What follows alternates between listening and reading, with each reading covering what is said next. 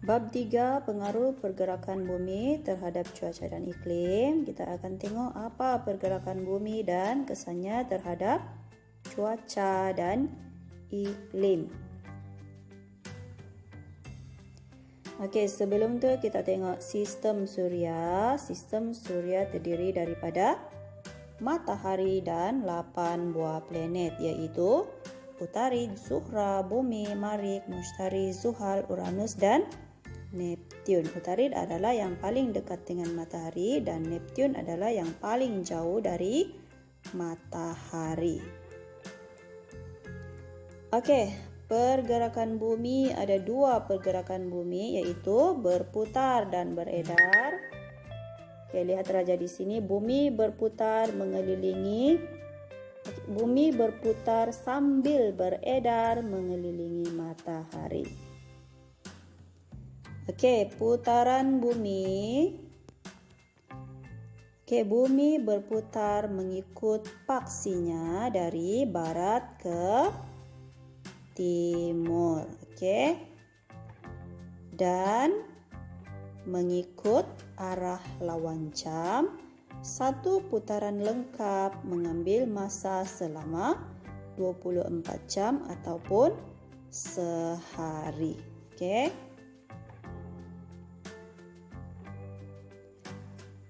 Okey, seterusnya adalah peredaran bumi. Okey, bumi beredar mengelilingi matahari mengikut orbitnya, mengikut arah lawan pusingan jam. Okey. Satu peredaran lengkap mengambil masa 365 1/4 hari ataupun setahun. Okey, kenapa ada 1/4 hari? 1/4 hari itu adalah tahun lompat, di mana setiap 4 tahun sekali akan ada satu tahun lompat, iaitu 29 Februari. Okey. Okey, kita tengok kesan pergerakan bumi. Okey, kita tengok kesan putaran bumi dan kesan peredaran bumi. Okey, kesan-kesan putaran bumi, ada 4 kesan putaran bumi, iaitu kejadian siang dan malam, perbezaan waktu tempatan, pembiasan angin lazim dan kejadian pasang surut. Okey, kejadian siang dan malam. Bagaimana kejadian siang dan malam berlaku? Kejadian siang dan malam berlaku apabila ada bahagian bumi yang menghadap matahari dan ada bahagian bumi yang terlindung dari matahari. Bahagian yang menghadap matahari akan mengalami waktu siang. Okey, bahagian yang menghadap matahari akan mengalami waktu siang, manakala bahagian yang terlindung akan mengalami waktu malam. Okey, bahagian ini akan mengalami waktu siang dan bahagian yang terlindung ni akan mengalami waktu malam. Okey, seterusnya perbezaan waktu tempatan. Putaran bumi dari barat ke timur menyebabkan timur garisan meridian pangkal menerima cahaya matahari terlebih dahulu. Okey. Dan bumi berputar sebanyak 15 darjah longitud dalam sejam, iaitu 4 minit setiap 1 darjah longitud. Dan satu putaran lengkap menghasilkan 24 zon waktu yang berbeza 1 jam setiap zon. Kita boleh tengok raja di sini. Setiap zon ini berbeza 1 jam. Ini pukul 1, pukul 2, pukul 3. Okey. Okey, seterusnya kita tengok panduan mengira waktu tempatan.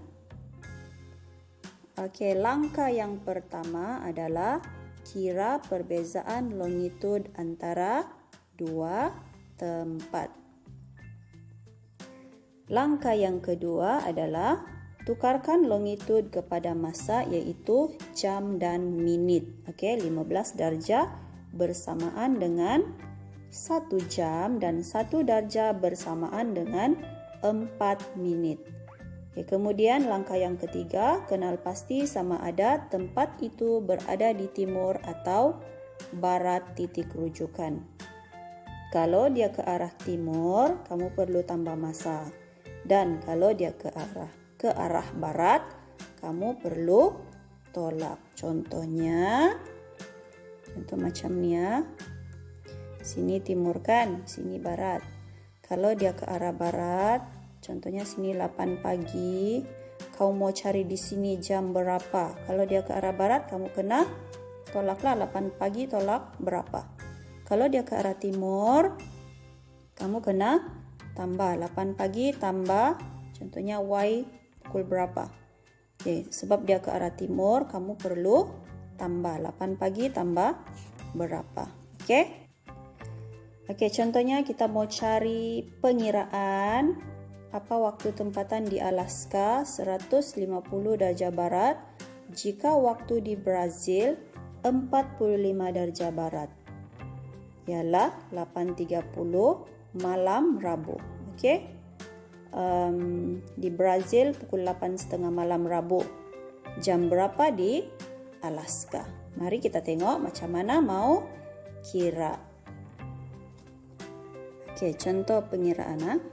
Langkah yang pertama adalah cari perbezaan longitud.